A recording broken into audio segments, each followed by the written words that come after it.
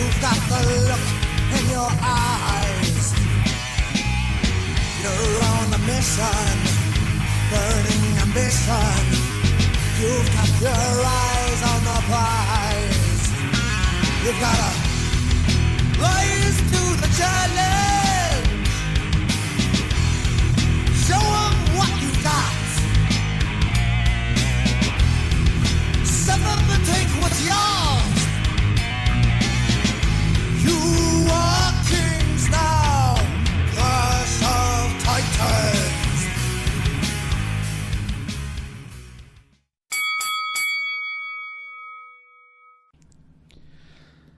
Hey everyone, this is Anthony with Tornado Tag Podcast. So this is a new segment we're doing here. Instead of trying to cram everything into one episode, we're splitting it up a little bit. So we're going to do interviews. So we're looking for interviews with wrestling talent, with referees, with promoters, with podcasts, managers, or super fans. We're really down for anything. We're open for those collaborations, want to hear your origin stories, and just talk what we love, and that's pro wrestling. We'll try to get more people on the show to be doing it with me, with the interviews, but for this first one, it's just going to be me. We're kind of touching on three bases here. Well, four, kind of. Maybe we'll find out if it's four for both guests, but we're touching on Superfan, we're touching on podcast, we're touching on, because I know one of you is trained, I don't know about the other one, and then we're also touching on a promotion. I have the boys here, Andrew and Alex, from High Tension Wrestling. I was very fortunate to be a part of this. Unfortunately, we did not get to do our first show, which we'll get into in a bit here. But if you guys want to give yourself a quick introduction, let's get this going. Right on. So I'll take the lead. I'm Alex, a.k.a. the Kilowatt in the world of professional wrestling. And I guess just in general now, because my ego has blown up. But then my co-host in my podcast and my co-promoter in my wrestling promotion, or our wrestling promotion, is the Maestro. What's up, so I was like, I think he threw that to you. So, you didn't catch it. You dropped it right on. Because I was like, is he just going to take it for me, or am I going to like actually get to talk? I was just really excited to introduce you. You're like one of my best people.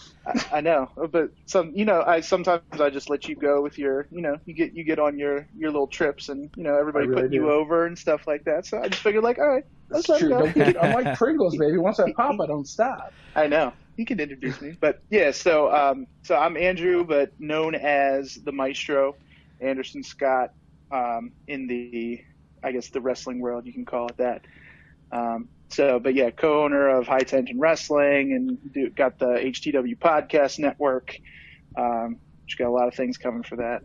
Awesome. How is the podcast going, guys? How many episodes are you in?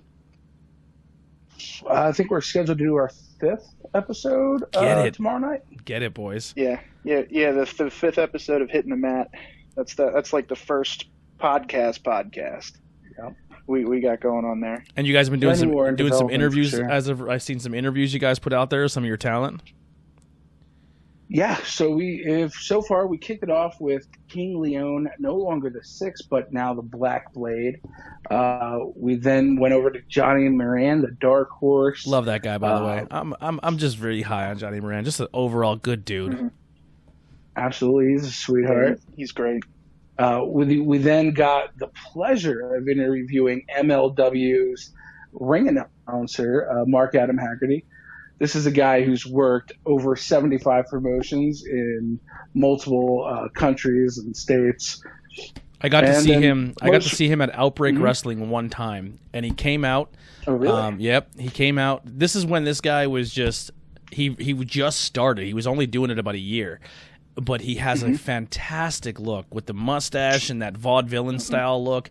And this dude, this dude was hungry. He's from Ohio or something, right? He's not from Pennsylvania. He's actually from California. That's there you go. Yeah. But from California, but this dude would literally get in a car or a plane and go any promotion that would let him ring announce. And he would just put his time in and practice and learn and either ring announce or manage. Anything he can do to put his image out there or just to get reps, to get better at what he does. He worked his ass off. He has a fantastic look. He has a fantastic voice. And now he's MLW's ring announcer, which is well deserved. But I'm sure you guys will cover all that and much more on your interview. So definitely go check that one out as well. For sure, absolutely. Yeah. And then recently, just yesterday, we put out our interview with the courageous Christina Marie, PPW and Immortal Wrestling's champion. Fantastic talent is there as well. Speaking of Christina Marie, absolutely. how about like, you know how people have like how many degrees of Kevin Bacon? Christina Marie's old opponent at PPW, which I believe she lost to, not for her belt though, but I believe she lost. She lost to Scarlett Bordeaux, which just made her NXT debut yesterday. Yeah. Oh yeah. It was definitely a dirty loss. Yeah. I remember that. I think we said it on our podcast, and this may be super pervy, but you know, it's us and it's Scarlett. I think Scarlett sat on her, like she went to do a roll up, and she just sat down on her and held the rope, like kind of sat on her face and chest area. Oh yeah, good for her. I mean, I would have taken that. I would have taken that bump easily. That was the night where I actually got to sit down with Scarlett myself, and oh boy, in that position. Well, not in that position. I wish. I mean, listen, she's one of those women that knows exactly how hot she is. Yes. So, you know, well, I didn't have a chance. Here's a cool. Yeah. Listen, I was in the bleachers and I didn't have a chance. And we brought Ben, and Ben literally could not control himself. He was like, I can't. He had an overload in the bleachers. Here's the cool thing about her now, man, is every promotion she's been in, she's just been that smoke show bombshell girl where she's kind of played like the ditzy but I'm really hot girl. And now in NXT, I keep trying to say AEW, I don't know why I'm doing that, but NXT, she's playing this super hot but like crazy monster girl, which I'm really happy because she's putting another layer onto her ability. You know, I'm really excited to see more from her. Absolutely. I like that they're also kind of like not denying that her and Killer Cross have a thing. Yeah, so just come out of the gate with it. Yeah, yeah. And Killer Cross. I'm sure that was part of like the deal. Yeah, you know, 100%. Like to get him in there because I'm sure he could kind of pick where he wanted to go once that contract was up. So I'm sure he was like, all right, if I. Oh, I think we lost you. No, Maestro. Are you there? Think so. All right. Maybe. Oh, there he is. Yeah, you cut out right there. Yeah. Oh, that's unfortunate. So you said he had to pick where he wanted to go, and then you cut out. Yeah. Well, I just thought maybe because since his contract was up, he could pick wherever he wanted to go, and then kind of make like the stipulation of like, all right, here if you're going to take me, and you already have Scarlett, here's something you can do, and I think maybe like a combined effort to make that happen rather than just kind of stick her with the same old, you know? Yeah. Because he's a creative dude. Like, Killer Cross is a creative dude. Oh, incredibly. See, now, Scarlett, I mean, she comes off as somebody who wasn't, like, really the best trained or still was kind of green. But if I really had to speculate, the grabbing of Scarlett to maybe get Killer Cross in there kind of makes sense to me. Yeah, it's kind of what was speculated. She doesn't have to be a wrestler. Just be a valet. There's nothing wrong with being a valet. That whole idea of wrestling, a character. Yeah, that whole idea of wrestling, and then you have to sign someone to be a wrestler. No, like we need more valets. Need to be a thing, and I'm glad NXT is kind of bringing that back. And AEW for the most part. Oddly enough, you have like Rob Echoes kind of being like a valet at the point. Yeah, valet/manager. Yep. Yeah, so I think like kind of like Impact kind of got Jordan Grace because they were eyeing up like when her husband. She's another one I could look at for a while. Get that sit down position. Jesus. But yeah, they were eyeing up like her fiance when his Ring of Honor contract was up, which I guess that never happened for them. It didn't pan out. But then she became a star at Impact, so good for her. She took advantage of a situation. Yeah. Was she at PPW, Jordan Grace? Yes. For a time, she was. Oh, you mean for the Impact? The Impact show. I think she was at one of them, right? Not both of them, but she was at at least one of them. She was not at both of them. She was at one of them, though. Yeah. Yeah, Impact. Dude, Impact. But I got to find a way to watch that because I only have live TV on Hulu, and I really like that roster. PPW before she was signed. Oh, really? For a short time. Yeah. Oh, wow. Yeah, I can't wait to get back. I can't get back. I want local wrestling back. But yeah, speaking of that, we took a weird side turn. But listen, this is a wrestling podcast, and we're gonna take these side roads all the time. But you guys I kind of met Andrew at a PPW show, and my God, you're just a very good person to confide to and talk to and just be around. I can definitely see why you and Alex are meshing the way you do, because man, you're just a good dude. I remember I said to Alex after the show was over, I was like, I fucking love that guy. Like, that's a good dude to hook up with and start working with. You're just a really, really good dude, and I can't wait to see what the future holds for you guys. But how did you guys meet? Where did this love story start? And and how did we get to the point of creating High Tension? What's fun is there's some pictures from around the time that we've met that we just recently were going over. Because you just uncovered them. You unearthed these photos that I thought were gone. via photo, or was a photo bucket MySpace accounts. Yeah. Oh, that long ago, MySpace. Oh yeah. So holy shit. And Andrew, what year did you graduate? So I graduated in 2008. Okay, I was 2006. Yeah, you were 2 years ahead of me. Okay, so basically this whole story starts with, I'm going way back. I enter 11th grade, so then he's still in 9th. And I joined the theater program because I was totally into this, like, Asian exchange student. My man. Fast forward to the next year, I'm in love with theater, and I'm in the theater program. And no Asian exchange student, though. No, she had unfortunately went back to South Korea. So listen, for someone who has my inner Carl Anderson, who has a hot Asian wife, I feel where you're going with that. You know. I mean, I'm willing to hook me up a 90-day fiance situation. Dude, you should fucking be on that show. That's a great show. I would. I feel like I am with that guy who's currently on there. Jeez. Some of those things are rough, man. Some of those things are rough. I'm like, there's no way. There's no way that's accurate. I literally just watched my first episode 2 days ago, and it was like cringeworthy the whole time. I feel like he's a really good dude, though. Like, he means well. Oh, for sure. Yeah. But so, like, I enter the 12th grade. I'm still in a theater program, and then here comes Andrew into theater, and this is where we kind of met. My first real memory of you, Andrew, and I think we've talked about this, is I was in the play Macbeth, and so was he. But I didn't really know you until I got mono, and then came back, and I had lost my role to you. Who were you kissing? It wasn't me. I'll tell you that. So many people back then.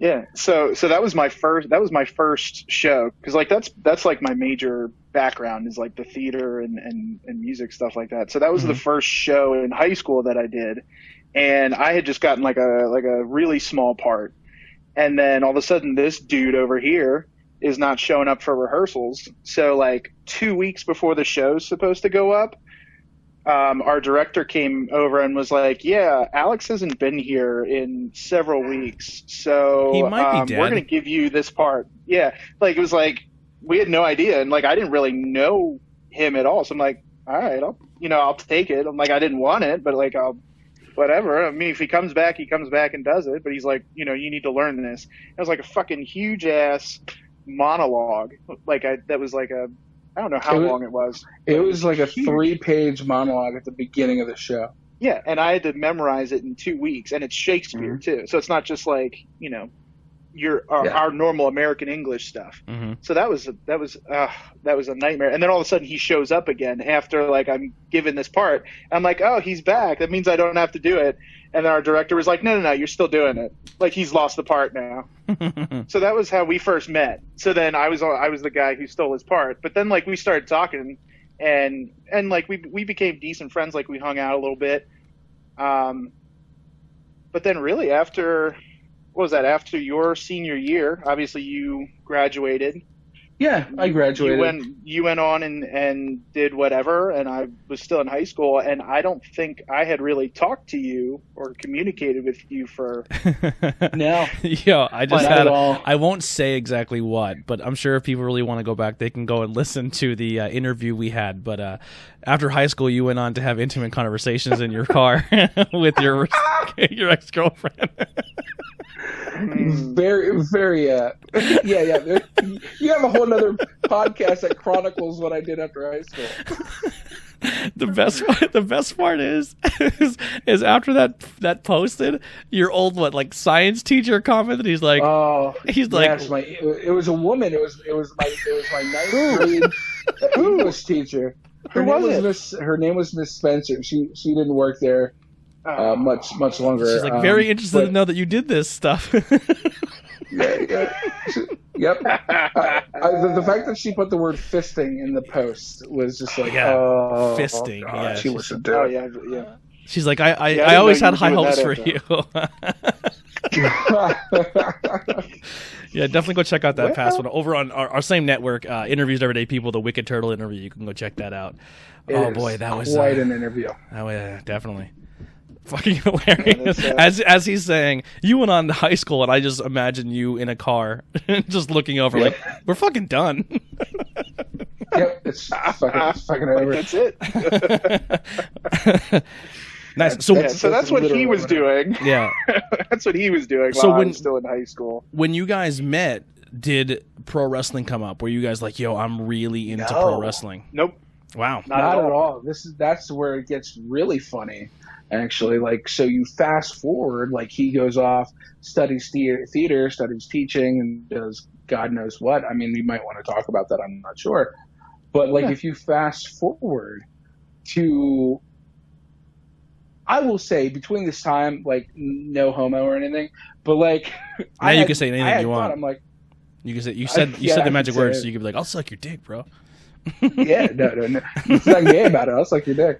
You already said the magic words. So good. I had periodically, oddly enough, wondered about this one person. And I'm like, Andrew. I'm like, I wonder what that guy's up to. He seemed like a good dude, and I know he was talented. I remember coming back the year after I graduated to watch this guy and some other friends in the show Beauty and the Beast, where he was the Beast and was pretty freaking awesome. Mm-hmm. So I had often wondered, and then when I finally saw a Instagram account come up with his name, I clicked it, and I was like, holy shit, this dude's really into wrestling.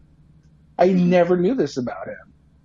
And I'm pretty sure I think I shot the message to you. I'm not sure if that's how that went down. You absolutely did. Yeah. No, you absolutely did. Because I had just started getting out there on Instagram, because I used to not really be a big social media person. I had it, but I never used it. I didn't talk to anybody through it. I just had these things to keep up with people, or if people wanted to talk to me and stuff. So then I started getting into actually traveling and going to conventions and shows and stuff like that more often. What was that? Maybe 2 years ago? Probably it's been about 2 years. Yeah, like 2018. So then I started posting all the pictures that of all the wrestlers and people that I've met through these conventions and whatever. And it was pretty early in this process that you shot me a DM on Instagram, and you're like, hey, do you remember me? First of all, yeah, he was like, first of all, had no idea you were into wrestling. Second of all, do you even remember who I am? But I kind of am part of this wrestling promotion in Pennsylvania. You should come check out a show and whatever. And finally one of the times I was like, oh shit, I can actually go. So there was one time I went. I forget exactly when it was. It was probably, I think it was over the summer. I think it was the summer. No, I'm pretty sure. I think it was November, right before our first Impact show. No, because I was going to say, I went to one show before that first PPW Impact show. Then it was December. I'm pretty sure it was. Which do you remember? Do you remember who the main guy was that was there that night? The talent that they brought in.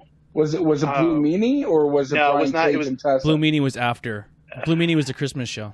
Yeah, it wasn't Blue Meanie. That might have been the Brian Cage Tessa Yeah. Blanchard. That's what I'm thinking. So it was definitely November. Yeah, I don't remember. So, that but show. that it was the one before the first, because you guys ran a Impact show that January then? Yeah, so it was like one, and then the December show with Blue Meanie, and then the Impact show. Yeah, so it was probably that November show. Yeah. But I think you hit me up. I think you hit me up over the summer. Oh yeah, I wasn't able to go, Mm-hmm. and then I wasn't able to go for whatever reason until like November. I'm like, oh shit, I can finally go. So then we kind of like rekindled a friendship in that way. Like we were in touch. Like I started going to the PBW shows, or at least like talking to you about them. Like if I could go, I'd go. If not, I'd just kind of be in touch. Right. But then really the whole idea for High Tension Wrestling came, like you approached me with the idea. I did. So where that came from is at first when Maestro started coming to PPW, I was not really able to make it out to conventions, but he was always going to conventions. So I was like, what an interesting way to get content from these conventions. I'm like, hey man, here's a Wicked Turtle shirt. Maybe you could conduct some interviews, whatever. Mm-hmm. If you want, that'd be cool. Mm-hmm. And so me and somebody else, like a couple other people in the wrestling business, were kind of like, hey man, you've got a really good brain for this, and you should look into like doing your own wrestling company and like, exercising your creative freedom. And I'm just like, nah. But then I was at a convention where I was with Melina, and we had linked up with Andrew a couple times that day. Oh. And just our interactions that day, and like everything just really clicked in my head. I'm like, you know what? I think with my vision of what wrestling is to me, Andrew's the perfect partner to do this with. Because initially I'm like, if I do it, I'm going to do it by myself because I want full creative freedom. But then really that's not how I operate. I'm a very collaborative person, and I need support, and I need to support others. That's just who I am. And I'm like, I don't think he's going to be down for this. And I didn't want to like mention it right away because he was with one of his friends, and I didn't want to be like, oh, hey, I want this guy, but not this guy. Yeah, that's always awkward. But yeah, when I asked him, I was like, hey man, long shot, would you be interested in like doing a wrestling company? And oddly enough, his answer was, yeah, because like, that's only like been a childhood dream, is to like be part of the business in any way, shape, or form. Yeah. You know what I mean? So like, being a super fan for pretty much my entire life, I get this opportunity. I'm like, yeah, why not? I mean, like, there was no reason for me to say no. Yeah. Because like we tried. If it fails miserably, if nothing comes of it, then I just go back to what I was doing before. Yeah, you shoot your shot. And if it happens, it happens. Like, just from my experience, like we started this podcast 2 years ago, and it just was a bunch of dudes sitting in my kitchen talking wrestling. And now we're at the point where we collaborate with different wrestling podcasts. Like we're welcomed to be backstage at PPW and Outbreak Wrestling and all these awesome promotions. And it's like, I never expect. I would have, if you would have asked me starting this podcast, hey, do you think you'd be backstage and bumping into Billy Gunn and the Brooklyn Brawler? Like, I've been like, not a chance. You know what I mean? Like, that'll never happen to me. And having conversation with like the Headbangers, like that would have never happened to me. Like, and when I say like conversation, it's not like I sat down and interviewed them, because I don't want to bother anybody. You know what I mean? And plus, my vision and my goal is to help local guys get their story out there. You know what I mean? Their story and push them. I mean, listen, if the Headbangers are like, hey, I want to do something, I'm not going to say no, but I'm not going to walk up to them on PPW's time when they're being paid to perform and be like, hey, can I get something for... No, that's not what I'm there for, and they're not there for that either. Like, I'm there to put over PPW talent, and I'm very, very happy doing that, because that talent is unbelievable. Yeah, I totally agree. And then it spawned into, Alex seen my work ethic at PPW, and he's like, man, I kind of want this guy with High Tension to help out too. So it's insane. Like, you never know what you're going to get into unless you don't try, and that's kind of like just, I said, shooting your shot, Yeah. I mean, it's like, for me, like when I looked at Andrew and I'm like, all right, this guy is creative.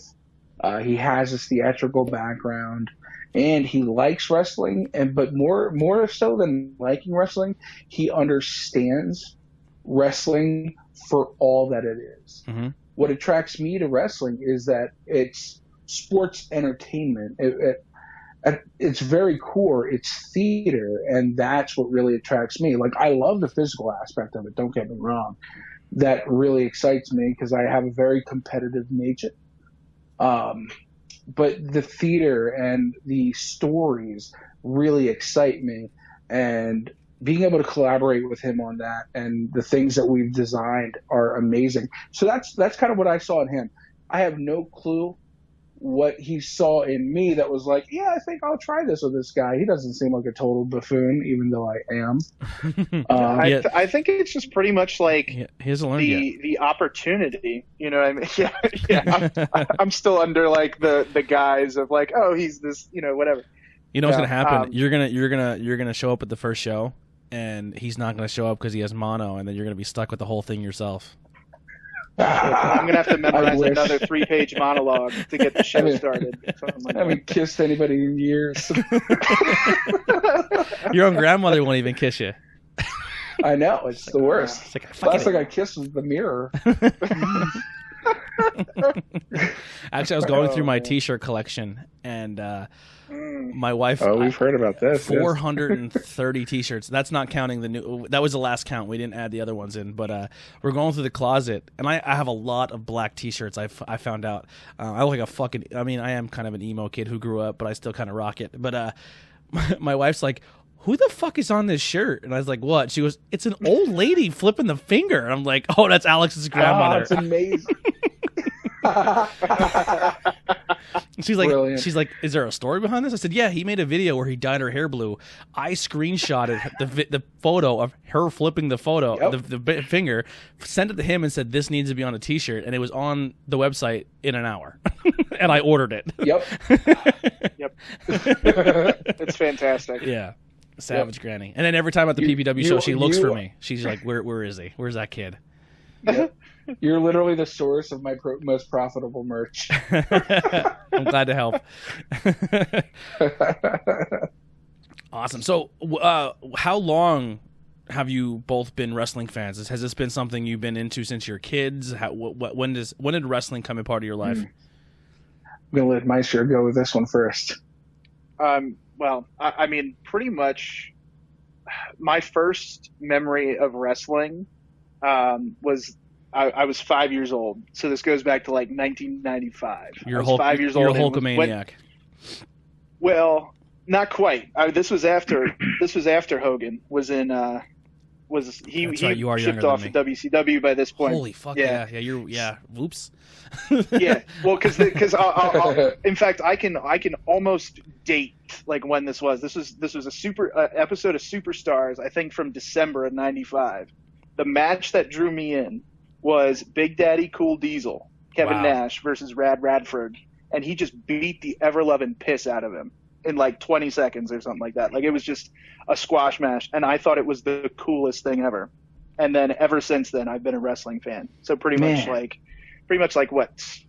Yeah, I guess like 25, 26 years now. You should have told that story on Hands at Heel when you had the Rad Radford vest. I should have, but at that point, I had no idea what the fuck I was doing because I was just kind of thrown into the situation. I was like, "So what do you want me to do?" He's like, "Yeah, just like stand there, let him talk about stuff." I'm like, "Okay." Oh, we definitely have to get to that when we get to the podcast stuff because that's fun. Oh yeah. My first match I ever watched was a Rockers match. I don't remember who they tagged against, but it was a Rockers match, and I was like, "Man, they're the coolest dudes ever." And then I seen Macho Man Randy Savage and Roddy Piper, and I was done. I was hooked. So for me, I wasn't even into wrestling at this time. I was on vacation with a friend's family in like New Jersey, and somebody had a videotape of the moment when Shawn Michaels is coming down on the zip line. From 12. Yeah, so that's the first exposure that I ever had to wrestling. I didn't get it. I just thought it was really cool. but I grew up in a house of women, so like wrestling was not a thing I was even exposed to until my cousin came to live with us, and he started watching wrestling, and I still didn't get it. Again, lived with women, so I didn't really have this masculine personality, but I guess I had a flair for drama and flair. It's kind of funny I say that because so Raw's about to end, and Ric Flair walks out and tells McMahon, hey, your kids basically just sold me half your company. And McMahon's like, oh, fuck. And I'm just like, oh, shit, I need to see more. I have to see more. Mm-hmm. And then the soap opera drew you in. It sold me, man. Every week from there until 2007, I didn't miss a single episode or pay-per-view. So you were both WWE guys for the most part. I'm a big NWO guy because like I went back and kind of cataloged it and learned everything. So you didn't flip channels out there in that time. You were strictly one show. Right. I basically came in right after WCW had already gone. Okay. Yeah, no, I'd flip channels, but I was definitely more of a WWF guy. I refused. I refused to flip channels. I wouldn't do it. I went to a friend's house. I saw this on the podcast, and he would flip the channels. I'm like, I'm never coming here ever again for Monday nights. He's like, why? I'm like, because if I missed 2 seconds of them coming back from commercials, I was pissed, and I was like, I'm never coming back here to do this. He's like, why? I'm like, because I don't want to watch WCW. To me, it was garbage. I was like, I fucking hate it. They're all traders. I don't want to watch it. And the guys who weren't traders, I thought were terrible. Like to this day, I'm still not a huge Sting fan. I'm not a huge I can't stand Goldberg. If he never existed, I wouldn't care. Now going back and watching other going back later and watching some WCW, I mean, obviously like dudes like DDP stuck out. Raven, I love like the Raven's Flock thing. So there was like the NWO was cool. Like there was things about it that I was like, okay, I'm into it. But I was very anti WCW. I drew the line in the sand. Actually, I just got a weird memory from my childhood. Before I was really hooked on wrestling, I remember we had these things called the Wilson Townhouses, and I remember my one friend, his dad would watch wrestling, but he wasn't allowed to, so he had to be outside while wrestling was on, and I would sit there. We'd sit on his porch and watch wrestling through the screen door. So I guess I did kind of like it. I just didn't know what I was watching yet. Nice. All right, so you guys meet, rekindle. So you decided you were going to make this company. How did you lock in your name of your company, High Tension? Or was it something that I had actually? I brought that to the table before I even asked him about it. To be honest, High Tension is definitely a kilowatt name. That's something that just comes from your right. brain. Yeah, it kind of came from it. So the way like this, I'm not going to name drop who it was, but if anybody knows the people I hang out with, it's pretty obvious.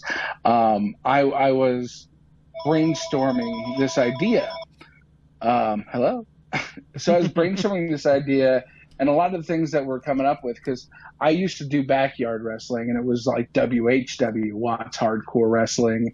And so we were just brainstorming ideas. So High Voltage came into it. I was like, high voltage wrestling, high intensity wrestling. And that's where it came in, because like one of the things that I wanted to be a staple was intensity. I wanted intensity to be a part of the product. Mm-hmm. And then just going through it, like making sure that nobody else had this name. High Intensity is another company somewhere. High Voltage is a show that PPW produces. Mm-hmm. And then I think it was also a tag team in WCW. For and sure. Like one of Matt Hardy's like first gimmicks before he was big. Mm-hmm. Indeed. Because I think we had that conversation. I think you were like, you had fired off a couple names to me. Mm-hmm. And I was like, well, High Voltage doesn't work because it's been used several times. Yeah. And then I didn't know about High Intensity, but then you said it was another thing. So then you brought High Tension. Yeah. So then the High Tension, like it hit me because like you think of hypertension, high blood pressure. And then I'm like, man, how cool would it be in the logo to have like a heart rate monitor? And then that imagery really stuck with me. I'm like, dude, it's high tension wrestling. And then our slogan can be feel the tension. And there's so much we can do. We can break the tension. We can build the tension. And it was a beautiful thing, really. Nice. I think it's a great name. Now you guys got your name locked in. Now you're looking at rosters. How do you guys come across, like, who's some names, some exclusive names here that came to your chopping block first? You're like, man, these are must get guys right away. Guys or girls? For me, it was a matter of, okay, so I scout the entire like indie scene. I'm a big fan of like GCW is kind of a thing. They're not so indie, but they are indie. And just in general, companies like Beyond. And then I worked at PPW, and I didn't want to really step on toes. Be the guy who's like, I didn't want to step on toes because I haven't told anybody about this idea at PPW because I didn't know if it was going to be a reality. Yeah. So I also didn't want to steal from the roster at PPW, but there had been a lot of guys that came through PPW that I had the chance to see, like John West. And I knew this is a guy who I've made friends with. He's incredibly talented, and if there's anything he needs, it's the one person like, hey, I believe in you, and I can get you in spots to maybe help you get noticed or get your character over. Mm-hmm. And I feel like I can help him along. So, or at least get him noticed, to get in places to get him noticed. Yeah. So guys like him, Johnny Moran, guys that like PPW kind of uses, but don't really like push. I was like, okay, you know what? Like, I'm going to kind of ask these guys if they want to be a part of something that can really like push their careers. So like, I didn't want to get caught up in like getting like a Facade or somebody who was these like super indie guys. Like, I wanted them, but then I realized like, I don't want this company to be a company where people come in and then the rest of the roster gets overshadowed. That's not a thing. I mean, it's kind of a thing at PW, but it isn't as well because it's just so much talent there. It's hard to, and you can't push everybody all the time, you know. So it's just really hard to balance that. Like, I couldn't imagine being someone who writes a storyline for a talent like PPW, because even like, I mean, your tag team division stacked, your singles division stacked. It's just so much. There's so much there that you're like, holy crap, we gotta somehow incorporate these guys and girls, but we can't because we only have one show a month and not much time to do it. You know, it's got to be super difficult. Yeah, I mean, like, so my thing is, like, I guess for me, I wanted the guys who had the potential to be the guy, but weren't already the guy, you know? I don't know about Maestro. Like, Maestro, what do you look for in talent? Yeah, I mean, like, I just, like you were saying, and I think that's why we're on the same wavelength with this, but the potential, you know, because I'm looking all up and down the card, not just like who's, you know, in the main event. Like you had brought up the name Facade. Like, I've seen him wrestle for a ton of different promotions other than PPW, but PPW is putting him near the top, which it's rightfui so. I mean, he's an amazing talent. I'm not taking anything away from him. Super hard worker. He's the first one. Yeah. Literally, as someone who's been recently going to PPW shows and being a part of it, but not just being a fan, Facade is 9 times out of 10 your first talent in the door, and he's guaranteed your last one to leave. Guaranteed. No, there's no one walking. Respectful. There's no one out the door after Facade. He's hanging out after. He does, like, he's there talking. He's rubbing elbows. He's cooking ideas up. He's promoting his character. He's helping out. He's cleaning up. Him and Danny Mo are there late, and it's not like they have a quick drive home. You know what I mean? It's like right. Yeah. Right. But then there's also guys who have that same potential as Facade that aren't maybe being put in the spots he is, like, say, a Bro Keller. Like, that was one guy right off the top for me. Like, as soon as I started going to fantastic look. PPW, I was like, this dude has all the potential in the world. It just depends on, how his work ethic is and all that kind of stuff. And it seems like he does it. Like he's got a good work ethic to it. So like great that was attitude, somebody. Too. Yeah, exactly. Like that's what we want too. We want the guys who have good attitudes that don't let their ego get in the way. Like you have to have a little bit of ego in this business, or else you're just going to get trampled on. But at the same time, some guys have too much ego and being humble. Yes. Yeah. Yes. Very much so. So like, so somebody like Bro Keller really stuck out to me. And then when I had mentioned that name, I went to Alex with that, and he was like, "Oh yeah, no, for sure, totally." Like I feel like we're both simpatico in that way. We're like pretty much every name I've suggested, he's like, "Oh yeah, I already thought of that," or like, "Oh yeah, no, that's a great name." And then any name he's kind of shot at me, I'm like, either I don't know who it is, but I feel like I can trust him because like just how in sync we are with the mindset. Like I think that's what's making this whole thing really, really solid for us, and we have a solid foundation, is because I think our like mission behind this whole thing, and like just our vision collectively, even if we haven't shared it together, was the same from the start. You know what I mean? Like we were on the same wavelength before we even knew we were on the same wavelength. Yeah. So Absolutely. it's so in that like talent regards, like he's like Alex is the one that has the connections because he's been in the business and around the business like that. I've been pretty much, especially for the past like 5 years, I've been a fan. You know what I mean? So that's pretty much the perspective I have. But at the same time, I think that can be valuable, bringing in a fan perspective rather than somebody who's kind of immersed in it behind the scenes that way. So that's where we kind of have that little trade-off, but still keeping the same, I guess you could call it like a mission statement or whatever in mind, as far as talent goes, for sure. Yeah, absolutely. Yeah. That's my thing too. I love going to shows. Obviously, I look forward to the main event shows, but I do like those mid carders, man. Even when I watch on TV, I kind of like those the intermission match, or the match right before intermission, or the right after, because I feel like they stand out to me, and those guys are going in there and they can work, or you kind of see like, and then you kind of learn some stuff backstage. We're very fortunate to have Andy Heder and a part of our team, so he actually gives us a little bit of insight and gives us, we're learning a little bit that aspect. But it's like, yeah, like this guy came in, they're brand new. And me knowing that, and I'm like, oh, okay, they're brand new. And then I watched them, and I'm like, oh, that's why they partnered them up with a Deshaun Pratt, because Deshaun Pratt's a veteran, and he can help carry that guy through the match and teach him. You know what I mean? It's just like, so you see stuff like that, and then you have more respect for a guy like Deshaun, because he's out there working with someone who's green, but willing to do so, and they have an amazing match, and they're the second match in the card. You know what I mean? Like, it just really, like, that kind of stuff just really, really stands out to me, and it's just, it's why I really loved going to those local wrestling shows like the PPWs and the Outbreaks and stuff, because it's just like, I don't know, it's just such a cool, you can't explain it, man. It's just a cool feeling. Yeah, no, absolutely.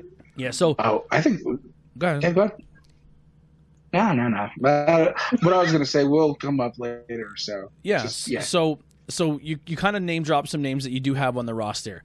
Who are some names that you wanted but just didn't work out, or names that you would want, you just maybe didn't reach out to right away because you had a full spot? I'm very big in speaking things into existence. So like, who are some dream guys you would love to have a part of High Tension, and who are some guys that maybe just due to timing and stuff and unfortunate events are some talent you miss? And I keep saying guys, but I mean guys and girls. So I do apologize. Interesting. So right away for me, one of the people that I wanted was Blake Christian from GCW. For the life of me, his first name's Alex. Alex Zane. Alex Zane. Yes. So I wanted those two guys, and I wanted them to be our first match.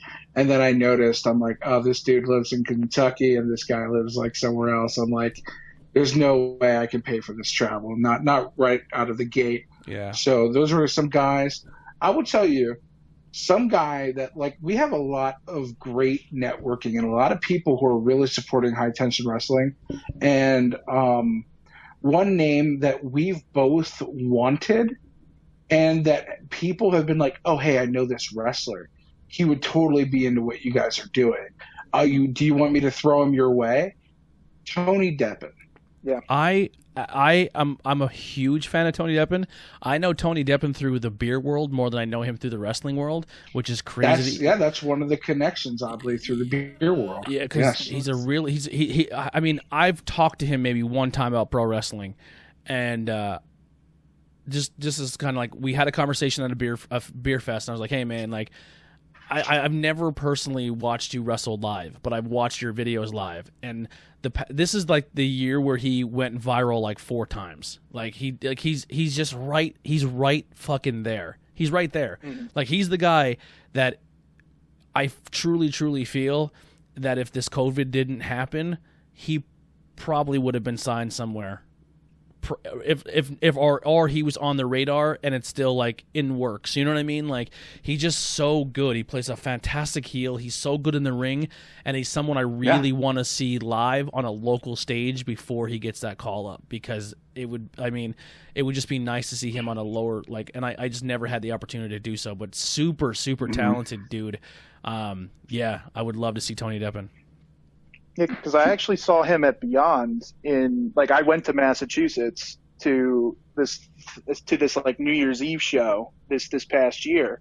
It was a Beyond show, and like I was there looking for names that I'm like, maybe we could bring these people in, and that was one of the names I shot over to him. I was like, what about this Tony Deppen guy? Because he just like tore the house down, and he's from Pennsylvania, and he was like. Yeah, and he was like, well, funny story, because, and he just like was like, yeah, this dude knows him from the beer thing, like something else. I'm like, well, shit, what are we doing? Yeah. Why not? Like, he's even a guy. He's a guy I'd love to talk to or do an interview with. 100%. I feel weird even asking him. It's like one of those things because we haven't formally talked. But when I did talk to him at the beers thing, he's like, I said, hey man, like, dude, it's going to happen for you. And I'm not saying he was down on himself, but he was like, I don't think so. And I was like, what do you mean? And I was like, dude, you just went viral wrestling Joey Janela. You went viral at Joey Janela's show when you fought a guy into the ocean. Do you remember that video? Oh, yeah. Yeah, and then it was like the last backyard wrestling event they had. It was like a Joey Janela backyard wrestling thing. And then he took like a fucking 450 from a 500-pound dude or something like that, or a crazy swan onto it from the inside of the ring to the outside. Like he went viral 4 or 5 times there. And then he had a match with No Legs. And he kind of said that. He goes, listen, he's like, it's not going to happen. I said, why? He goes, well, I went out and put a great show WrestleMania weekend with No Legs, and he's in AEW's Battle Royal and I'm not. And I was like, dude, every single person. Very curious to me as to why he wasn't. Yeah, because it was like, because he carried that match. He carried it. 100%. He carried a dude with No Legs. I'm not taking anything away from No Legs. Like he's good at what he does, but I love that his name is No Legs. Yeah, like he's good at what he does, but you have to put him in there with someone who can make him look good. You know what I mean? Like, and Deppen's the perfect dude to do that. And then since then at GCW, he just wrestled Orange Cassidy. He just wrestled Pentagon Jr. He just wrestled Killer Cross right before he got signed. Like the dude has some names under his belt. And it's not a matter to me. It's not a matter of if, it's just when. So that would be a cool name to see on a local scene before it all gets before he gets snatched up. When it does happen, where do you think it's going to be? Where would I like? Like realistically, where do you see him? I'm going to be honest. This is just me personally. Everything in my heart says AEW. Because he's wrestled Pentagon and he's wrestled Orange Cassidy and he's been a part of Joey Janela's shows.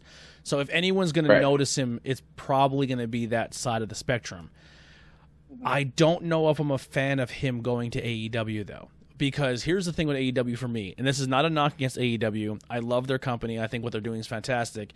But it seems like they're pushing their elite and they're pushing former WWE guys who got shafted by Vince.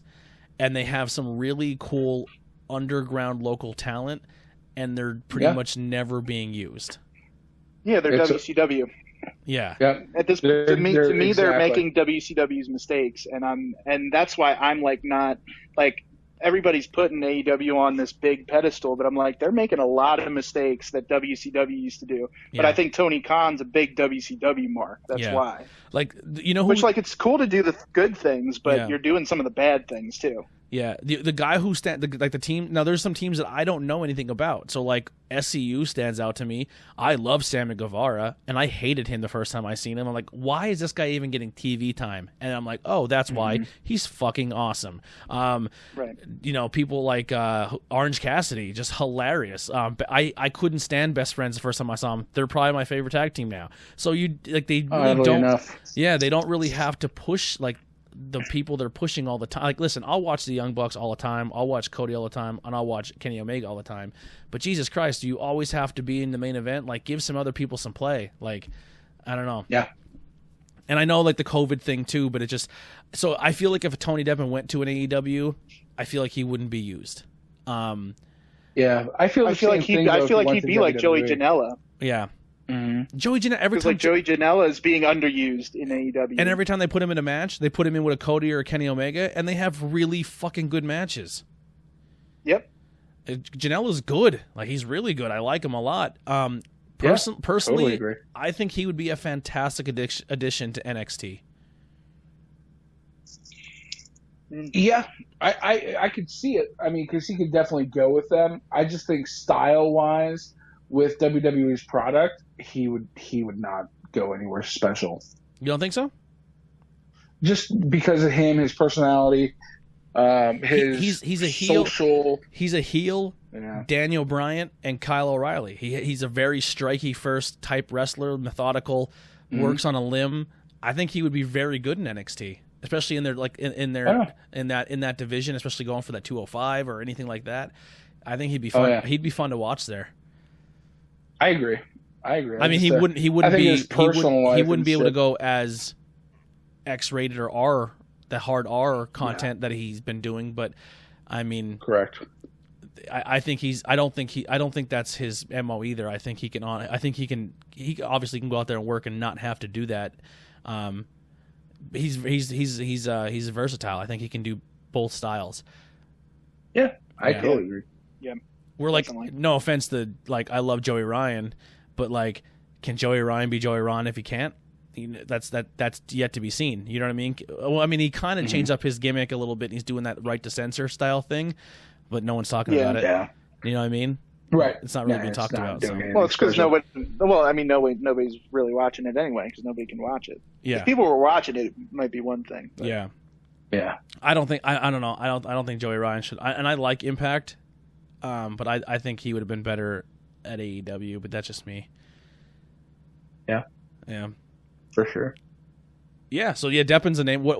Any other names out there that you guys were like, man, I would love to get? I think there were quite a few, man. Maestro. I'm trying to. What are some of those? Some of the names. Were there any women that we were like? I don't think so. I think the women we had, we were just like, we were happy with. We were like, yeah, the ones we did get, we're happy with, but I think we were struggling to just get more. Yeah. Yeah, Just it's have hard. more women. We found Because that was Not a lot of companies Yeah. push women's divisions. Well, we wanted to. We wanted to push women, and we didn't necessarily want to have a women's division.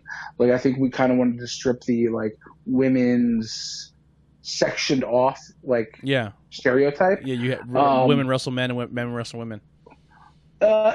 Yes, kind of.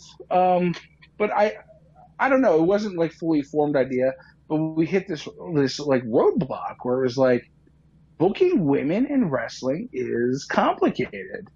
Unless like you're like a bigger name, like maybe like a Monster Factory or a like Future of Honor.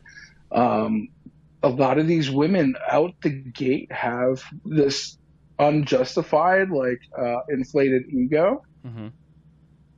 Their asking rate is like way too much. And now, are these girls who it's ask very for weird. too much for their rate asking because they know they're attractive and they're banking on their attractive more than they're banking on their wrestling skills? I think so. I think it's also scarcity too.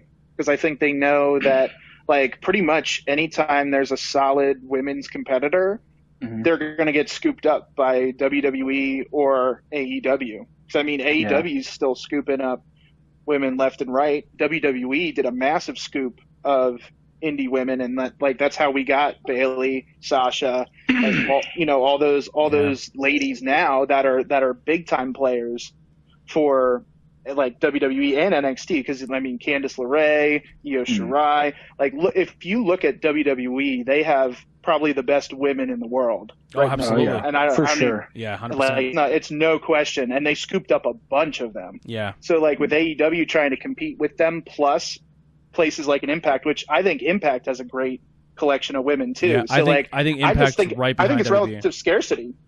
Yeah, no, I totally agree with that. I think it's scarcity. That's what it is. First time I seen her on AEW, first couple times, like I can't stand her. She's terrible. She has no charisma. She is boring as fuck. Dr. Britt Baker, but my God, did she make me change my tune? I look forward to her on TV every week now. I'm like, where's my Dr. Britt Baker skit? You know what I mean? Like, she's fantastic. And then I found out she's actually, dating or married to Adam Cole, which is even better to me because I'm a huge Adam Cole mark. But going back to the women's division, I mean, Christina Marie's a huge pickup. She's a girl I can see if she keeps putting her work in and doing what she does. I can definitely see her getting scooped up. You know what I mean? Like, she's got to make the right moves. And I've told her this. I think we talked about it on the podcast. I think for Christina, it's a matter of making the right moves and networking in the right way. She's got to put her film out there. Like, if she's on a PPW show, she needs to be on her social media saying, "Check out this match." Like, clipping her matches. Yeah. She's like, that's everyone has to start doing that, because this is the time you want to do that. Another big, like, I know she's very green, but dude, every single time I see her in the ring, she gets better and better and better. And her work ethic outside of the ring, just to get in better shape and to get better in the ring, and just this whole COVID-19, like, she's getting like shredded and bigger and looks fantastic. Dina Steele, like, I'm very high on Dina Steele.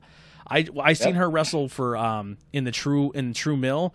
It was the GSW show, and she wrestled Kit Calf. I forgot. I fucked up his name. I don't know. Raff. Yes, he's fantastic too. Great fucking look on that wonderful. guy.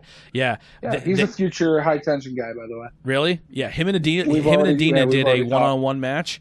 Unbelievable. She took a big boot from him that I thought he busted her teeth out of her face. You know what I mean? Like, and listen, her work ethic is unreal, and she's just getting better and better. Danny Moe is getting better, but once you kind of look now, the three names women I just named, this is not taking anything away from them, because I don't want to say they're only good because of this reason, but it is very good to have a good support system around you. You look Christina Marie, who she's dating Johnny. They're both very in-depth with their career, and they definitely love the pro wrestling. So they feed off one another. Yes. They're bouncing off each other. They're bouncing ideas. They go to the gym together. They're working out together. Chris Banks, which one of my favorite guys in the indie scene right now is Chris Banks, and him and Adina are just working their asses off to get in the gyms and getting better. Danny Moe and Facade, and then another. I don't remember her name. I only seen her one time, but the one time I seen her at PPW, I was very, very impressed. The girl Andy Header brought in with the glasses. She had wore the Bret Hart glasses. She had the 80s look. Kurt Mess interviewed her. Was that Lana Lennox? Yes, fantastic. Really good. Yeah. Really, really impressed with her. And her promo skills are awesome. Her interview she did with PA Pile Driver podcast was really good. Oh, yeah. Yeah. Yeah. She definitely has some charisma. I really enjoyed her. And that's one of the things I was going to say earlier is my only knock, though. Yeah. My only knock for any of those girls. I mean, Danny's still very green, but she has less than 10 matches under her belt, and they put her in against really good people, so she is getting better. The only knock I'm going to have for one person, and the person I just gave the most praise to, Adina, she's got to work on her promo a little bit. She comes off like when she's in the ring, she can sell a character. She comes off as like a badass. You know what I mean? Like she rages up and gets into it.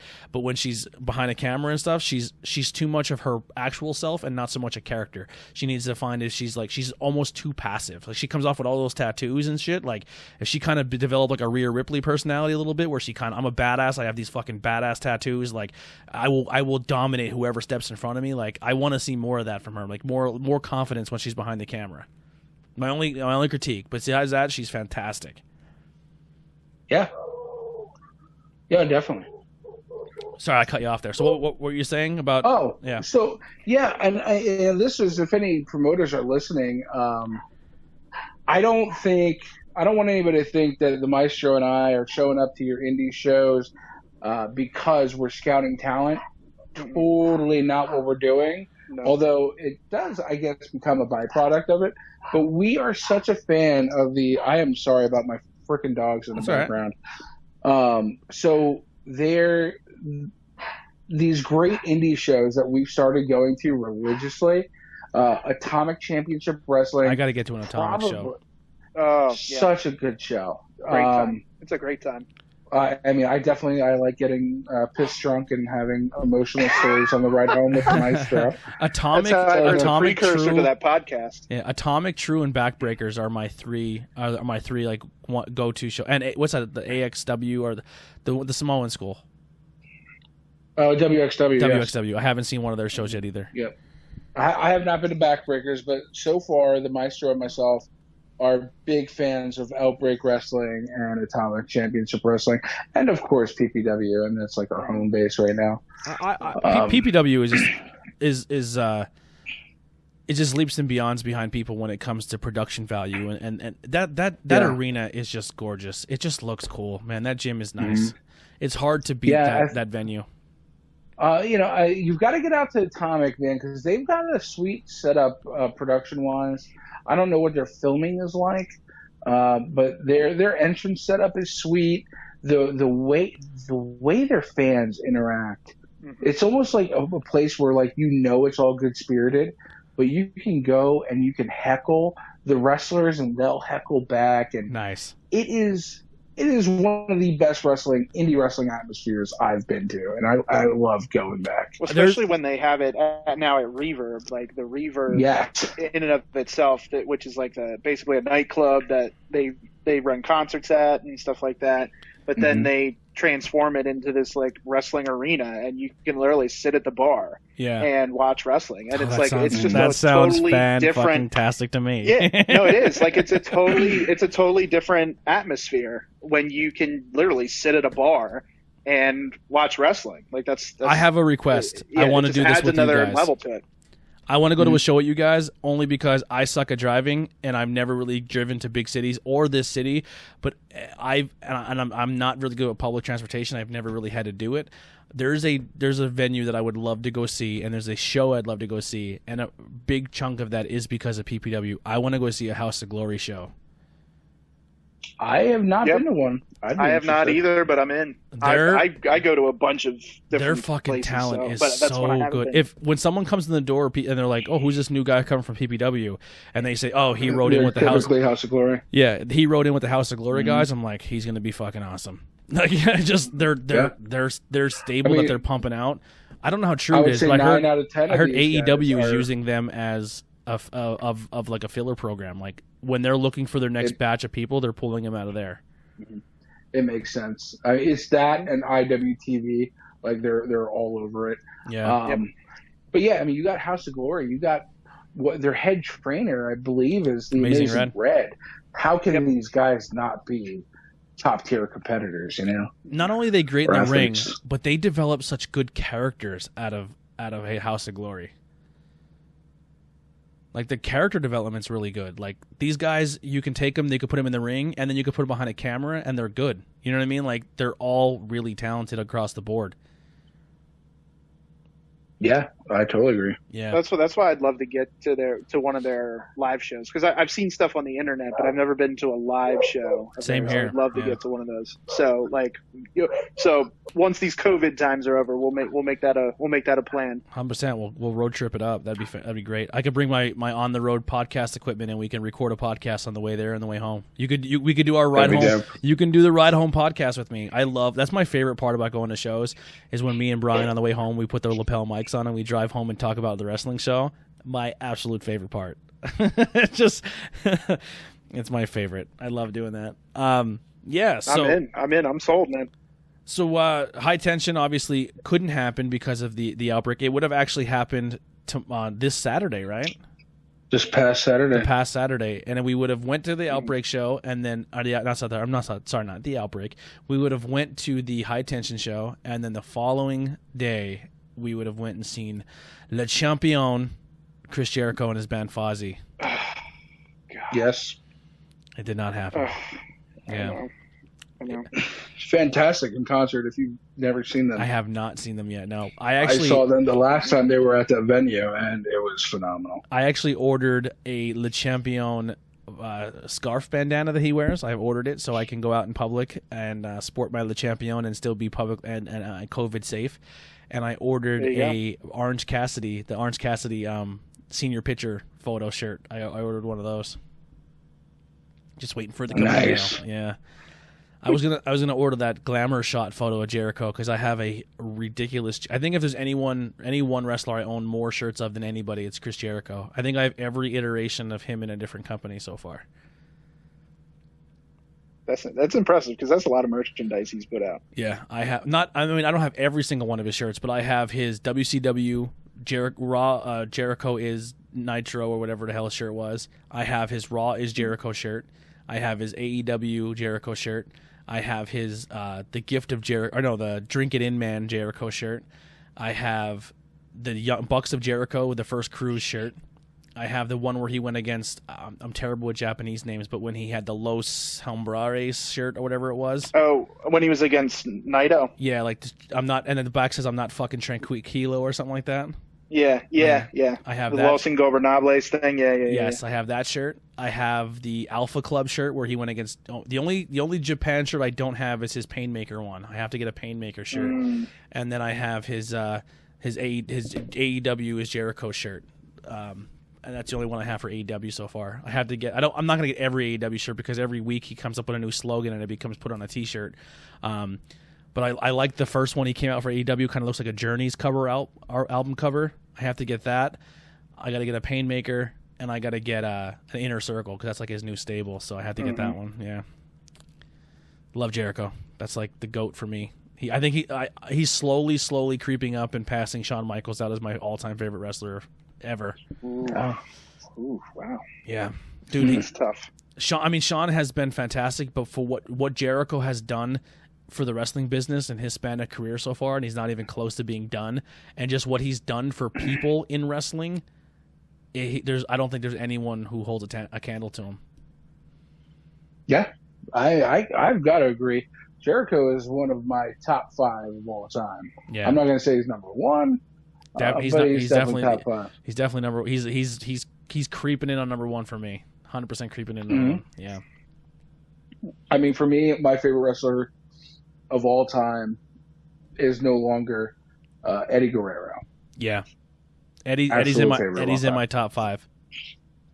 Has to be. Yeah.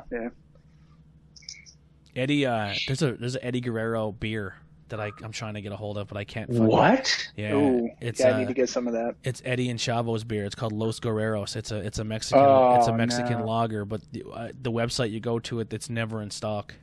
I think it's out of Texas or New Mexico or something like that. It's fucking hard to get. Wow. That's a dream book. I'd love to get Chavo in, if for nothing else, and I'm probably sure he's exhausted of it, but I just want to hear about Eddie, like just straight from his mouth. Yeah.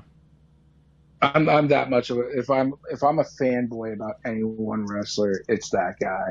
Eddie? Like I remember I saw him at a live event, and then the next week I'm watching TV. I literally come up out of my basement, turn the corner, and they announced like Eddie's gone, and I've never like felt this weird. It was just a weird connection I felt, just because that was a tough I round to grew up watch. with I watched it, but like it was so emotional to me because like I grew up with Spanish people, and like it's part of my heritage, and he resembled so many of the people that I knew. Mm-hmm. And so like it was a weird connection, and I lost it. I cried. Yeah, that's definitely. I still to this day. My I get defining emotional. moment where I looked at Eddie Guerrero and I was like, this dude is an all-time great. Is I was very, very high on Kurt Angle. Immediately, Yes. I was like, man, Kurt Angle is fantastic. He's so good, and his rivalry with Kurt Angle was fantastic. When he took his boot off during the ankle lock, I was in stitch. I was like, that is the silliest, simplest thing I've ever seen in my life, but it worked so well. Like I've never seen it done. Yep. Like it was just like it was so good. He was and like when he would hit the chair on the ground and throw it to like the whole lie, cheat, and steal era of Eddie Guerrero was unbelievable. Brilliant. Yeah. Yep. Loved it. He was so good. So your guys, you said you had that feature booking. Your first show, you guys had 2 big names booked. Tell us how you guys landed those names and who they were, just to let people know. So I booked Boogeyman at PPW for their first Super Show. Here's a fun fact. I'm going to bring this up later on in our podcast tonight. I think Boogeyman is going to be on the pay-per-view this weekend. Oh God, like somewhere in the building. Yep, I think they're going to open a door and he's going to be there. I guarantee it. Like It's possible. That's definitely. It's very possible. I had thought that was going to happen at WrestleMania, and I was totally wrong. Yeah. But that would be freaking beautiful. Like someone's going to take the elevator to try to cheat, and they're going to open it's going to ding, and it's all going to be red and smoky, and a Boogeyman's going to be standing there, and they're going to be like, no, I'll take the stairs. Oh, God. I hope it dude, this fucking sucks. I would just love nothing more than you guys coming over and we just having a party and watching like this event of all things. Like even if it was a regular show, like to have a wrestling match at the headquarters is such a cool idea. Yeah. Yeah. We'll get into that towards the end because I definitely want to talk about that as a wrestling fan with you guys. But you go ahead. You got Boogeyman. Yeah. So we had Boogeyman. I booked him for PPW. Booked him through PPW. I didn't personally handle the bookings, but it came down to like nobody was able to go pick him up. So I was like, well, I mean, I booked him. I guess I'll go pick him up, whatever. We get there, we pick him up, and we have this amazing car ride. And I've already gotten into this on multiple things. I might have already told you about it. But we had an amazing car ride. We had like, a real like connection, and we've stayed in touch little by little. So I knew that if we were going to start a company, this guy was going to be the biggest draw. I mean, this guy draws no matter where he's at. He's a good dude. He's just genuinely a good dude. Mm-hmm. Good dude, very entertaining, great with kids. So, whether it's about money or anything, I knew we need to get people in our seats, and Boogeyman was going to be the guy to do it. Yeah. So I literally still had his number in my phone, sent him a text. He's like, yes, absolutely. Let's do this. And, we sent him a deposit, all that. And how old is Boogeyman? He's in his 50s. Looks fucking amazing. Yeah. He keeps in good shape. Him and R-Truth, he's very fit. I need to know what they drink every day because it's fucking unbelievable the way they look. Well, he works out nonstop. He actually does a really cool, often charitable workout thing in the city of Denver. It's really, really cool. I would check into his Facebook, Marty Wright on Facebook, Instagram, all that. He's a very inspirational guy. I still remember watching the reality show with him, and they're like, "How old are you?" And he's like, "I don't know." Like he wouldn't tell him. He's like, no idea. Already then he was in his 40s, and he was like, "Oh, I'm 30 something," which was the cutoff age. And they're like, no, you're not. Like, stop lying. And yeah, it was a really embarrassing moment for him, but it was also a really inspirational moment for him because after the cameras went off, he was not politicking, but he was like, look, you guys need to hire me. You guys need to hire me. And because he just would not stop, he wouldn't give up, which was something he kind of coined. But I'm not going to get into that. But they actually agreed to send him to Ohio Valley to develop a character and develop himself and to see what he got. And that's where he came up with the Boogeyman. Such a great character. Oh yeah. And then he had then they kind of put him with little mini Boogeyman, and it was just, but it's still. I mean, he gets over. Dude, anytime he shows up on TV, people are into it. Yeah, it's one of those things where you don't have him often, and then when you do have him, it's such a pop. Yep. That's why I think he's going to show up with this. I'll tell you what, I will pop so hard. So hard. I want to see that. Like, if nothing else excited me about this Sunday, the potential of seeing Boogeyman, I love it. And then your second guest. I was pumped for this one as well because I just think he's fucking hilarious, and it would have been fun to shake his hand or his penis. Wow. Yeah, there you go. I would have taken a dick. You forgot to say no homo first. But... Nope. I'll say it. I don't care. It was fully intentioned. No, it was 100%. fully intentioned to be. I'm comfortable in my sexuality that I would have taken a picture acting like I was grabbing his junk and being in extreme Brilliant. pain. Yeah. But if you don't know who we're talking about and you're a wrestling fan, we're talking about Joey fucking Ryan. Yeah. So Maestro, like in that time, like when did we land on Joey Ryan, and like were there other people we were considering? That's what I'm trying to remember, because what I really remember was us shooting around just ideas because we needed to come out of the gate strong for the first show.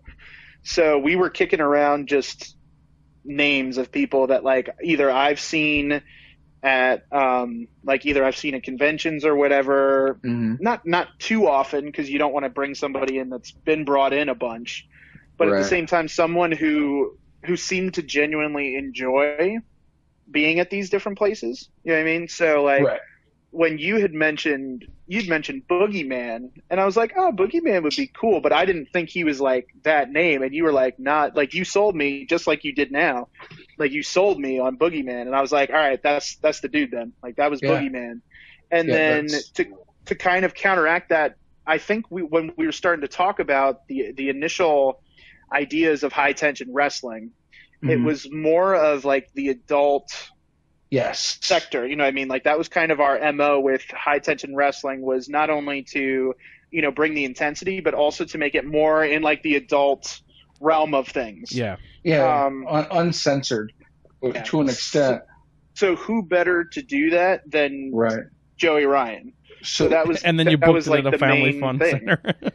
Right. Yeah. So how that came about? God, that's a whole freaking mess too. We start booking these dream like matches, and one of the guys that we really believe in, like we do everybody on our roster, because we really handpick some amazing ones. But King Leon, and he does this thing where it's off with your head, and we had thought, wouldn't it be funny to do Leon versus Ryan, an off with his dick match? So who I would have booked Joey Ryan against? Who's that? Christina Marie.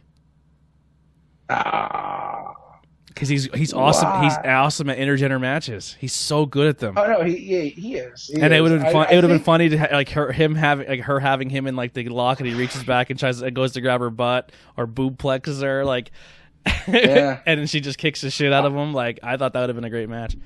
Now, oddly enough, podcasting with her just this past week, that's one of the persons she said she never wants to wrestle. Oh really? Oh, I definitely would have booked it. Nope. She was like, nope. Won't do it. It's funny fact, because John West will never wrestle him. Who will? John West will not wrestle him either. Oh really? Yeah, he refused. Oh, mean, it wasn't on the table, but he was like, I'm not doing that, am I? It's funny because that's the same thing that Andy Header said. Like when they said, "Yo, PPW just announced Gilbert, and I was like, dude, I'm going on the podcast tonight, and I'm saying we want Andy Heder versus Gilbert, and he goes, please don't do that.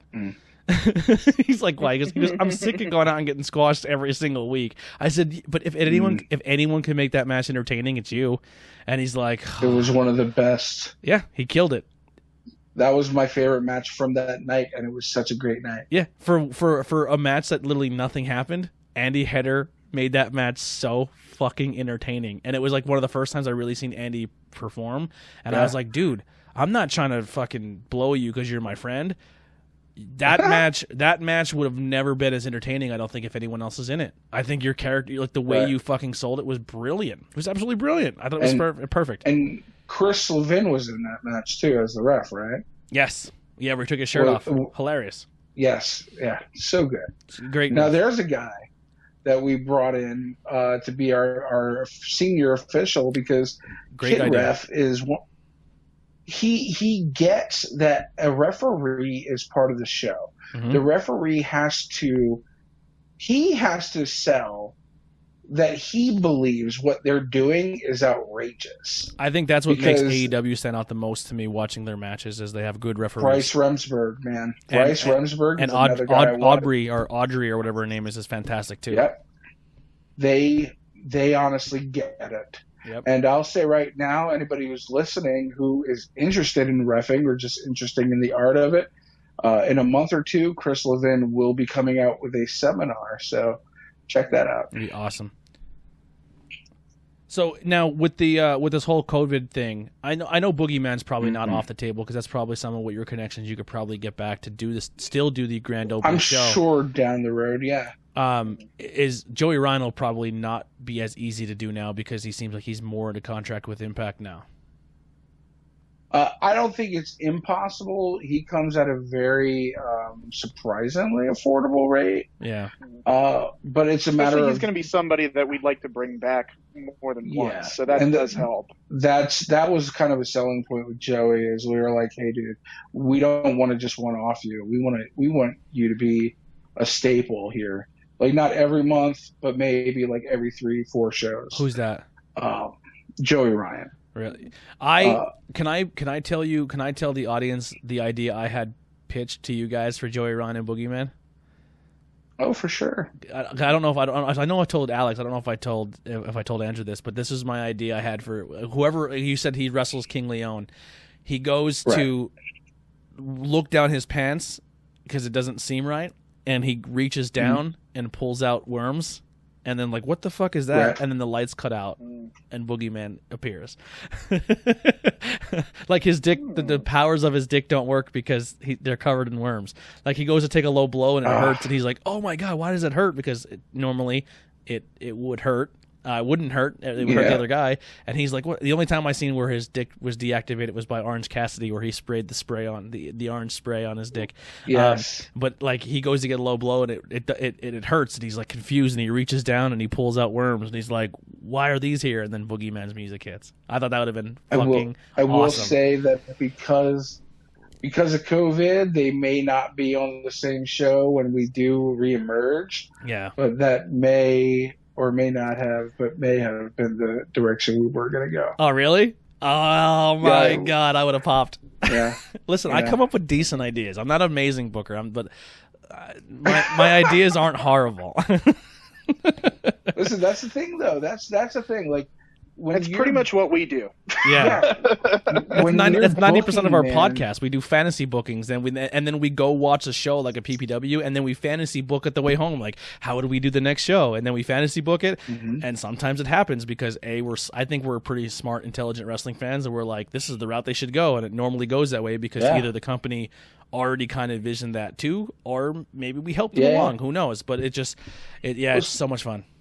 See, me as a booker, like, if you come to me and you're like, hey, I have this great idea about worms on a dick, and if it's a great idea, why would I go and be like, well, it wasn't my idea, so fuck it? Yeah.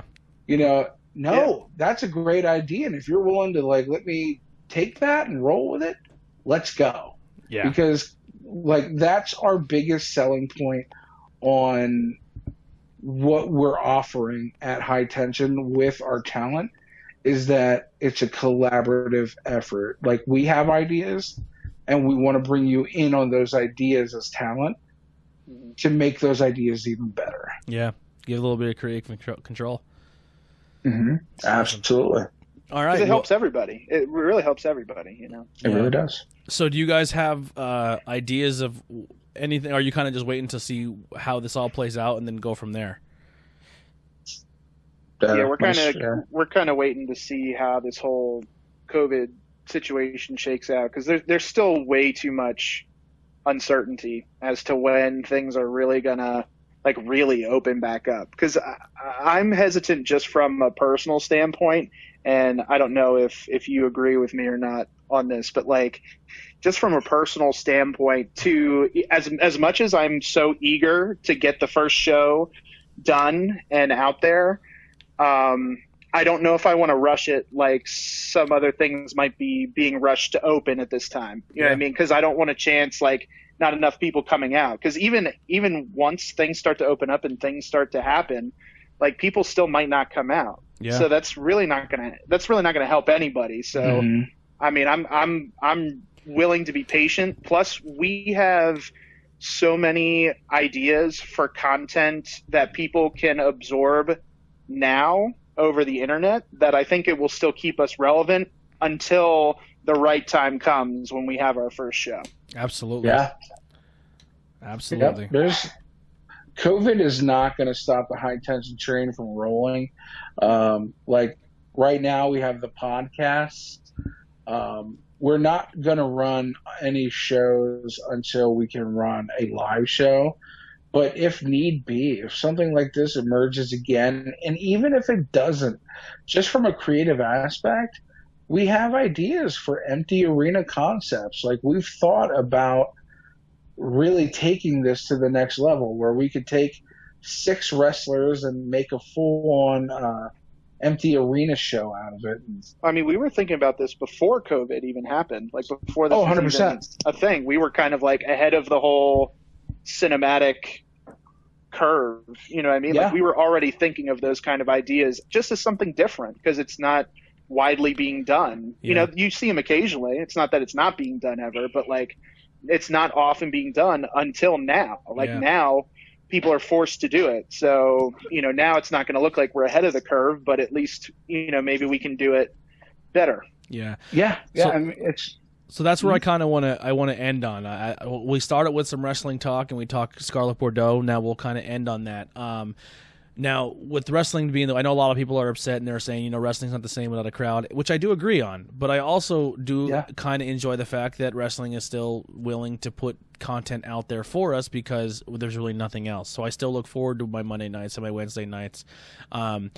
WrestleMania obviously did what they did with a closed arena show, and I'm grateful for it. I thought it was a good show. The only thing that sucked was the 2 heavyweight championship matches, which I thought were wastes of time. right. But like the graveyard match, and maybe not the Firefly Funhouse match wasn't a match. It was a skit, and I was still cool with it, but it wasn't a match. But right, these cinematic ideas, the word of wrestling. These cinematic ideas are fucking cool, man. Like I'm a fan of it. I'm just kind of see how you guys. So you guys are probably on board with that as well, saying that you're on it with. Like I'm looking forward to Money in the Bank to see how they do it with this cinematic look. Mm-hmm. I would say, just to drop another high tension tidbit, regardless of COVID or anything, you can expect some cinematic events from us in the future, and they're going to be things that you would not expect to see from wrestling. Nice. For sure. And that's going to be like online stuff, right? It will be like online streaming exclusive, maybe like an IWTV thing. Cool. But yeah, very, very interesting stuff. I'm down. I think it's fantastic. I won't keep you guys super late because I do want to eat real quick, and then I have to get ready within an hour to do Tornado Tag podcast. So you guys are my 3rd podcast I did today. So I love you guys so much. Jesus, I'm very listen, man. I'm a grinder, man. I just added a 5th show to my network. I'm an idiot. I added that Washington Redskins podcast one. Oof. Yeah, and then now I'm adding on. I'm adding on. Yeah. And now I'm adding on interviews on top of Tornado Tag Podcast, which I'm excited for. So yeah, I'm excited for it too, man. I couldn't have been a better pick than you guys to be the debut interview for this. I mean, listen, I'm very, very grateful, and I'm very happy of where the podcast has become. But I'm very, very grateful that you, Alex, and obviously and Paul, that's not on the phone right now, from Wicked Turtle, that kind of seen us as we entered the door at PPW and didn't look at us so much as competition, but let's work together because, you guys putting that bug in the ear and then PPW seeing our content and kind of making that collaboration happen and making it listen, the first time I was ever backstage or working with you guys and kind of helping film the content, that was like a dream, like how Alex, Andrew said in the beginning, it was like a dream come true for me. Like I never thought I'd be a part of a wrestling show. And the fact that I now am is really cool to me. And now it's I help out with Outbreak, I help out with PPW, and now I'm going to be helping you guys with High Tension. I'm very honored to do so, and it makes me want to continue to step my game up and do what I do, and I'm really, really thankful and grateful to meet you guys, so I'm really happy that you guys are my first interview, to kind of get this ball rolling, to let people know that this is a thing, and hopefully we can get some more people. Love to like I said, anybody, wrestlers, managers, referees, other promotions. If I probably can get Ryan Vox to do one. I can get Paul Bo or Alex, some of the PPW guys, or Tony to do something. I know we're trying to bang out some of our roster, but I would definitely like to get a Ryan Vox or Outbreak, him and Jared maybe on our show. Yeah, would be cool. But I mean, if you're looking to do more on that, because you made that connection. No, listen, man. There's enough interviews for all of us to go around and get. So there's no. For sure. Yeah, absolutely. There's no. Like I even told you guys, hey, I know you guys did Moran, but that's a guy I would love to talk to. So if you could throw a bone, to me and say you should reach out, maybe schedule a date with this guy. Christina Marie is another one I'd love to talk to. There's even people I'd love to have another chance at doing because we did them on the TV show, and they were nervous at first. But Adina Steele, somebody I would do it again. Deshaun Pratt. Yeah. I'm pumped, man. Yeah. I'm really excited. All those are great people. Yeah. And they're all High Tension people. How about that? Chubby Daddy, Trajan Horn. That's a guy you should definitely get on High Tension. He's slowly become one of my favorite indie guys on the scene. He's just so good. I didn't know what to think about that guy at first, but over time, he definitely warmed up to me. Dude, he walks out at first and you're like, what the fuck is this? Like the chubby daddy of the galaxy. And then you see him and then his fan interaction. He told a kid that your dad doesn't love you and that's why he's not here with you and your mom. He's hilarious in the ring. And then he's real, and then he's kind of on the, he's a chubbier side, but he's so good in the ring. He's good. He's so good. Yeah, absolutely. So I'm such a huge fan of him. Actually, it's funny. Again, though, there's one of those guys that just needs the right place to get him looked at. And, I know we're just starting out, but we want to be that place for those guys. It's funny that we're talking him and we had Tony Deppen in conversation because he put a thing out there saying he said he made a post and said when this whole thing goes over, when this whole COVID comes back, I'm just going to come back as Trajan Horn. I'm going to drop the chubby daddy and I'm going to drop the dad of the galaxy. And I commented and I said, I wouldn't. I said, listen, if you want to drop the chubby thing, I get it. I said, but the daddy of the galaxy thing, you got to keep that go. I mean, anything you're going to put on a T-shirt that says daddy of the galaxy or daddy, I'm going to buy that all day long. It's hilarious and it fits you so well. Totally agree. And even Tony Deppen commented and goes, dude, that thing is fucking awesome for you. You're going to become the next Kevin Owens, where you're going to lose your identity because you're going to just become an everyday dude with just a regular name. And then we kind of had a little comment thread, and he commented, he goes, "All right, it's over. It's official.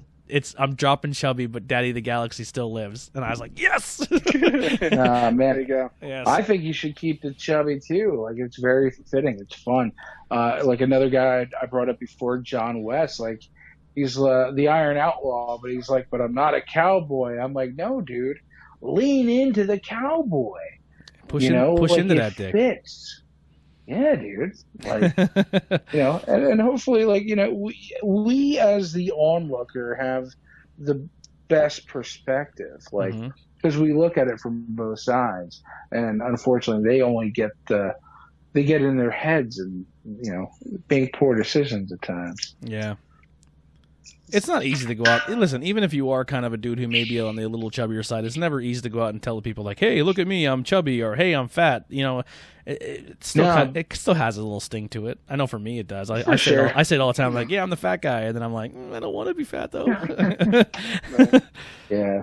Yeah. But hey, man, if you can bank off of it, bank off of it. Yeah. All right. Well, I'll let you guys go. It was absolutely fantastic talking to you guys. Send me the links to everything. I probably have most of them. Just send them to me in the chat just to make sure. Yeah. Well, when is this going to go up? I'm actually, what's today? Today is, I'm going to record Tornado Tag tonight. That's going to go out tomorrow, Friday. I'm thinking I'm going to drop your show Tuesday. I'm going to drop this interview on Tuesday. All right, cool. Then we will give you a link to the High Tension Wrestling shop. Cool. Ooh, shop. All You got right. T-shirts and stuff. Oh yeah, but it's we haven't officially launched it until we're putting out a really cool video we did with a couple people in the indie scene, probably within the next couple days. So that's when we're launching our shop. So Cool. You know me with my T-shirt problem. I'll definitely be buying one. appreciate it, brother. I'm just saying. I'm just putting this out there. Actually, I just got an email. Your order has just shipped. Good. It's one of my T-shirts just shipped. Just putting it out there. I own a grandmother shirt and I own a Wicked Turtle Network shirt. I'm just putting it out there that maybe you should be rocking a Tornado Tag podcast shirt at least once. Oh no, it's in the works. I actually just ordered my first Johnny Moran shirt. I gotta get a Moran shirt too. I have to get a Moran. Waiting and a Christina Marie. forever. But I'm actually going to be putting in an order soon in the next day or so for your stuff. Because I was just talking about it earlier. I was like, you know what? Like, now's the time to support everybody. And I've been going through my T-shirts anyway. I'm like, even though I have like 500 some T-shirts, I'll get another one. At least it's a relevant one. I'll even make a deal with you. Whoever wants to do it, I don't care. But if you order a shirt, and I'll order a shirt and I'll have it shipped to you and you have it shipped to me and we'll do a shirt exchange, because I know if you're going through Teespring you can pay just sample price, and so if you want to do that, we could do that as well. So whoever wants to get the freebie and you send me a High Tension, I'll send you a TTP. There you go, Maestro. All right. We could do that deal. That works. I actually have 2 T-shirts. I have a few T-shirts here. I have one I'm trading with Facade for a T-shirt. I have a neon green Tornado Tag podcast shirt. I have one I'm trading with Deshaun Pratt. And then I have another one I'm trading with Kurt for a PA Piledriver podcast. They're all sitting here on my chair next to me. Nice. It's like jersey trading. I feel like an NFL star. I know. That's my new thing. So hopefully if I get enough people like, hey, I don't, because listen, I've gone to PPW shows and thank God I make so much content my wife can't listen to it all, but I've already went to PPW. I mean she looks at my bank statement, so she knows this is definitely not a secret to her, but I've already went to PPW shows and walked out with 8 T-shirts at $20 a piece. Oh yeah. Yeah, and I do I've that. seen you. I've done, dude. I'm at the point now where I don't buy as many T-shirts at PPW because most of the people there, I probably own all their stuff already. Yeah. Oh, dude. Yeah. You definitely do. Yeah. So I never want to hear from anyone that I don't support, because I own so many local bands and wrestler T-shirts that it's unfreaking believable. And then I got to the point where I just go over to what's his name. I forget. I'm having a brain fart now. He sells T-shirts, the WWE ones. I always buy those. I always usually get one off him too. Tim's another guy I would love. I can't wait to talk to.